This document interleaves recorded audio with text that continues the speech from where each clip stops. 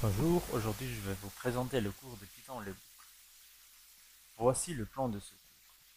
En premier, on va commencer par la boucle while ou la boucle inconditionnelle. On va voir la syntaxe, les exemples et les risques de cette boucle. Ensuite, on va passer vers la boucle inconditionnelle ou la boucle for. On va voir la syntaxe et plusieurs exemples pour cette boucle. Et enfin, on va clôturer ce cours avec la différence entre ces deux boucles. On va commencer par la boucle while. La boucle while est très utilisée dans Python, mais elle est trop risquée. Voici la syntaxe de la boucle conditionnelle. La boucle conditionnelle commence par le mot while en minuscule, ensuite une expression booléenne, deux points, et un ensemble d'instructions indentées. Il faut être sûr de ne pas oublier l'indentation, les deux points et le mot while en minuscule. J'insiste sur le mot while en minuscule, parce que la plupart des gens mettent le mot while en majuscule ou mettre le caractère W en majuscule. Il ne faut pas mettre le caractère en majuscule. Toujours while en minuscule. Pour l'expression conditionnelle, on peut utiliser une variable dont la valeur est true ou false. On peut mettre directement true ou false.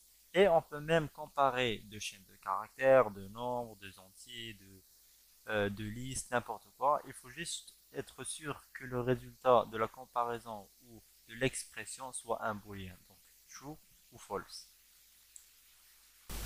Voici un exemple de la boucle conditionnelle.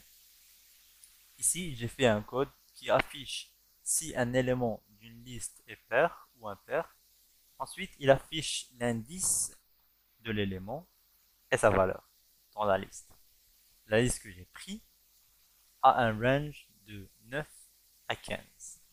Une variable i que j'ai initialisée à 0 et l'expression booléenne que j'ai utilisée est il faut que la variable i soit inférieure à l'n de l. Si c'est vérifié, le code va exécuter les instructions indentées, mais il faut faire attention ici, car si on ne change pas la valeur de i, on aura un problème. Dans ce cas, j'ai utilisé, avant de finir la boucle while, j'ai utilisé l'instruction i plus égale à 1. Cette instruction va incrémenter la valeur de i de 1. Ceci va nous permettre de ne pas avoir une boucle infinie, donc tomber dans le risque de la boucle while. L'exécution de ce code affiche l'image à droite de ce code. Ici, on va voir les risques de la boucle conditionnelle. Les risques de la boucle conditionnelle, et comme j'ai dit précédemment, c'est la boucle infinie. Dans ce cas, j'ai pris le même code précédent, mais j'ai supprimé la dernière ligne qui changeait la valeur de i. Dans ce cas, i restera toujours égal à 0. Donc i restera toujours inférieur à l'n de l. Donc on aura toujours l'exécution de ce code pour le premier élément de la liste. On aura donc une boucle infinie. Passons maintenant à la boucle for. La boucle for est très utilisée dans le parcours des listes et des matrices. Il y a deux types de parcours de listes et de matrices qui sont le parcours par élément et les parcours par indice. On verra ça dans les exemples. Pour le moment, on va commencer par la syntaxe. La syntaxe de la boucle for est la suivante. On commence par le mot for, qui est en minuscule, encore une fois. Ensuite, on écrit une instruction de boucle, deux points, et un ensemble d'instructions indentées. Voici quelques exemples de la boucle inconditionnelle. Ces exemples sont divisés en deux. Un parcours par élément et un parcours par indice. L'instruction des boucles utilisée dans mon cas est E in L. Ici, j'ai fait un parcours par élément dans une liste et un parcours en élément et un parcours par élément dans une chaîne de caractères. Le premier code, si on l'exécute, va nous afficher l'ensemble des éléments de la liste L de 5 à 19. Pour le deuxième code, il va nous afficher l'ensemble des caractères de la liste L, caractère par caractère. y inclut les espaces, bien sûr. L'autre exemple, c'est le parcours par indice.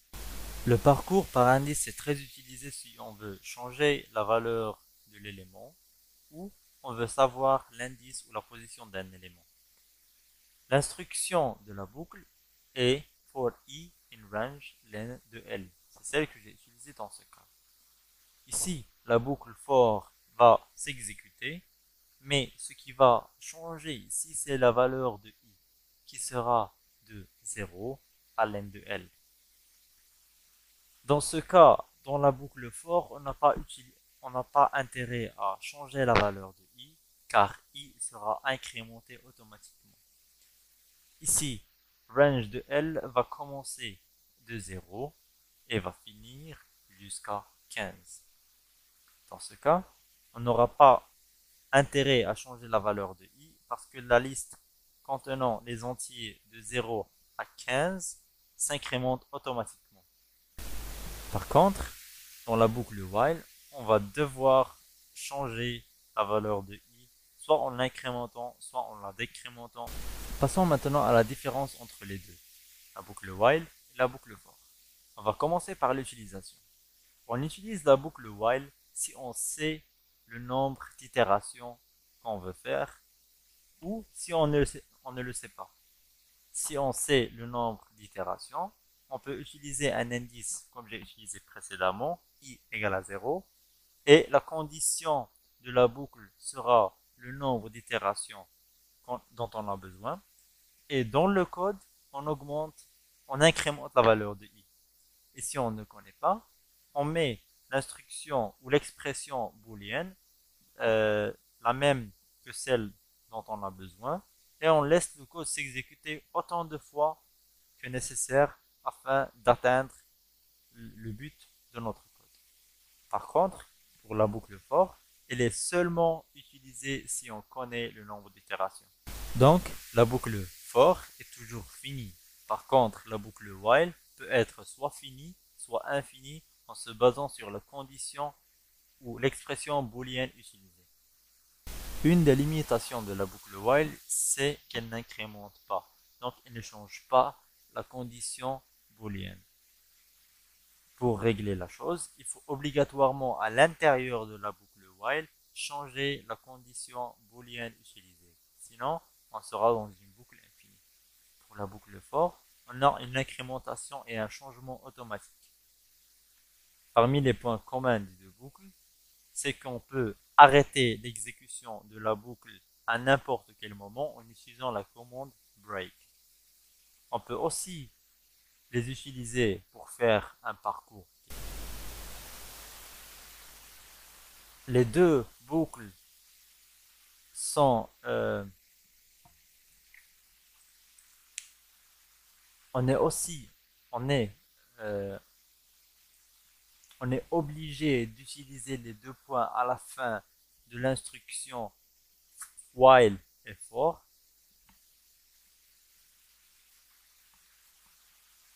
On est obligé d'utiliser les deux points à la fin de la boucle while et la boucle for.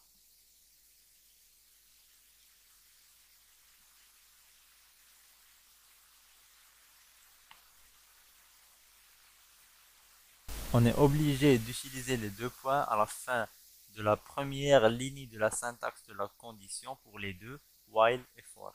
On est aussi obligé d'indenter notre code qui sera à l'intérieur des deux boucles.